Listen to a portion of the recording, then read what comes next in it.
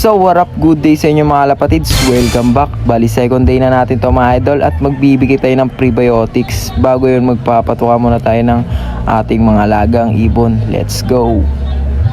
At habang nagre-ready tayo ng patuka nila mga lapatids, may nag-lock visit sa atin. Hindi tao, hindi kalapate yan mga idol. Mukhang pagod na pagod at gutom na gutom. Kanino kaya ito mga idol? Mamaya bibigyan natin ng patuka at try natin pababain para mapakain natin at makabalik siya sa kanyang amo. Let's go. At yun mga lapatids, at i-ready na natin ang kanilang pagkain. At tag-isa't kalati lang pala sila ngayong umaga.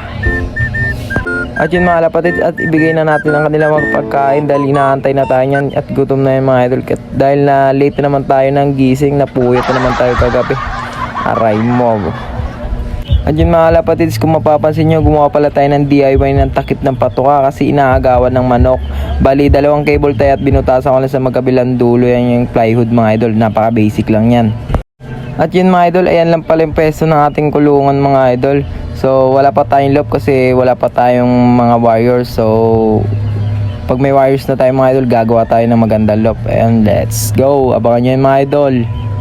After makalipas ng isang oras mga lapatids, at gagawa naman tayo ng kanilang juice. Bali, ang gamit natin mga idol ay L-Turo Prebiotics. L-Turo Prebiotics mga idol. So sa mga gustong bumili dyan mga idol, idadrop ko lang dyan sa baba yung link at i-click nyo lang dyan sa yellow basket.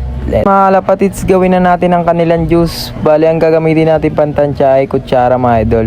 Isa't kalahati lang nilalagay ko dyan mga idol sa 2 basong tubig. So kayo nang bahala mga idol, basta tatansyahin nyo lang at wag lang sobra. At basta magkulay lang yung tubig mga idol, okay na yan. At tara mga idol, pagbibigay na tayo ng juice nila. So nagbibigay tayo nito mga idol after nilang kumain. At nag-ooras tayo ng 1 oras bago natin sila painumin yan. Kasi mas maganda mga idol kung 1 oras mo bago painumin. Kasi mas uhaw na uhaw sila at mas lalo mas marami silang naiinom na vitamins. So yun lang mga idol, sana may natutunan kayo sa aking second day.